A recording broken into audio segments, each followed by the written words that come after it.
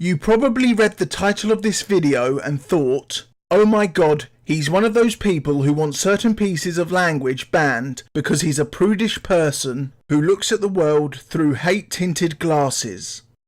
But hold your horses. I'm a lifelong fan of the Carry On film series, and I love it when a good innuendo is whipped out in front of me. That's not to say Doctor Who hasn't pulled off a couple of good uns, for example, referring to sex as dancing. That was written so kids would see the innocence, whilst the adults watching would see the true meaning. The problem is the bad innuendos. Statements that are presented as innuendos but only have one meaning. But I'm not putting the blame entirely on New Who, as the first time I can remember a not so subtle innuendo being uttered was in the TV movie when the 8th Doctor and Grace talk about a universally accepted saying about certain small things. But back onto New Who, and there have been countless times where the writers have misunderstood the meaning of an innuendo. And in order to understand why the following aren't innuendos, we must first find out the meaning of the word. Innuendo, an elusive or oblique remark or hint, typically a suggestive or disparaging one. So let's dissect the 3 most obvious New Who innuendos and try to find out where they went wrong. Starting with The Vampires of Venice, when Rory reveals his tiny penlight only for the Doctor to pull out a bigger version. Rory then says, "Yours is bigger than mine," to which the Doctor replies, "Let's not go there." The reason I think this is a bad innuendo is because of the Doctor's reply.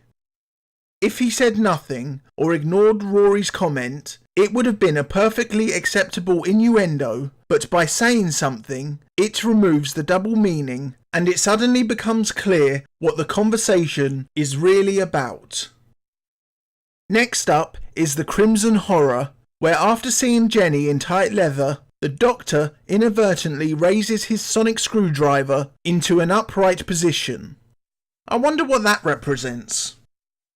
No, honestly, I do. I just don't get it. Couldn't they be a bit more obvious? And keeping with the sonic screwdriver being a euphemism for something else, we finally come to the Day of the Doctor, where Tennant's Doctor extends his screwdriver to make it bigger than his future incarnation's screwdriver. In this case, it's a good innuendo, it's just done in the wrong order. Usually an innuendo will offer up the clean version first and then follow it up with the dirty version.